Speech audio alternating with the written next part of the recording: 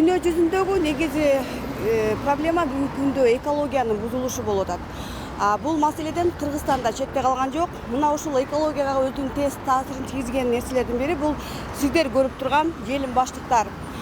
Дүйнөдөгү таштандылардын дээрлик 60-70% мына ушул желим баштыктар түзөрү айтылат. Булгануу деңгээлинде планетаны көбүрөөк зыянга учураткан жана адамдар ири көлөмдө жараткан экологиялык көйгөйлөрдүн бири желим баштыктар. Желим баштыктар күн сайын көп көлөмдө пайда болуп, планетанын кайсы бурчунда болбосун топтолуп турат.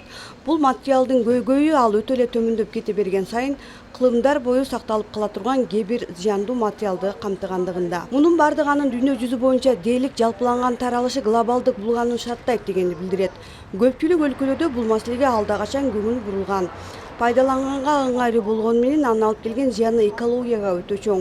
Ошондуктан желим баштыкты алып келүүгө, өндүрүүгө жана сатууга тыюу салган мыйзам долбоору сунушталып, колдоо табылып турат. Бирок ага тыюу салгандан баштап колдоону ыңгайын да тапкан оң. Пайдаланышты билиш керек.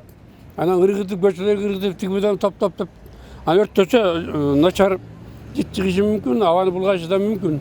Бирок эгерде мурда Союздун кезиндегидей кагаз пакеттер менен камсыз кыла алса мамлекет, пожалуйста, биз ага макул. Эл үчүн, журт үчүн керек. Абанын тазалыгы керек. Экологиянын тазалыгы керек. Ужу курчап турган чөйрөнүн тазалыгы керек. Эгерде ошол сөзсүз эл журт нааразы болбостон кагаз пакеттер менен камсыз кылган болсо, сөзсүз желим баштыктын кереги жок эле.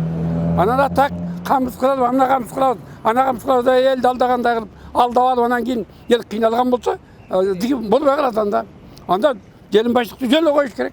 Дүйнөдө таштандыдагы эң көп нерсе бул пластикалык таштандылар экендиги көрсөтүлгөн. Анын адамдын ден соолугуна жана айлана чөйрөгө тийгизген зыяндуу таасири да чоң.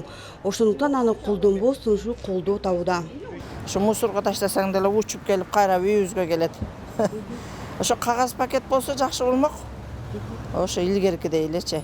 Илгери ошондой пайдаланып Ооба, илгери ошо пакетке салып эле берчү, баары жокту продуктуну деле ошентип алчубуз. Магазиндан берет эле да ошого пакетке салып. Анын зыяны жок, өрттөй берет. Эми аны өрттөй берсек деле жок болот. Анан буну өрттөсөк деле буну экологияга зыян болот экен да. Буну сасыгы чыгыпчы.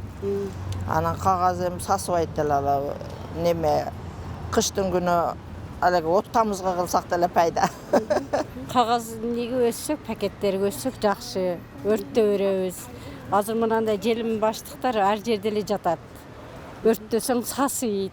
Мыйзам долбоору аркылуу Кыргызстанда полимердик материалдардын ден соолукка жана айлана чөйрөгө зыяндуу таасирин азайтуу максатында полимерден жасалган бир жолу колдонулуучу таңа пакеттерди импорттоого, өндүрүүгө жана сатууга тыюу салууга багытталган чектөөчү чараларды киргизүү каралган.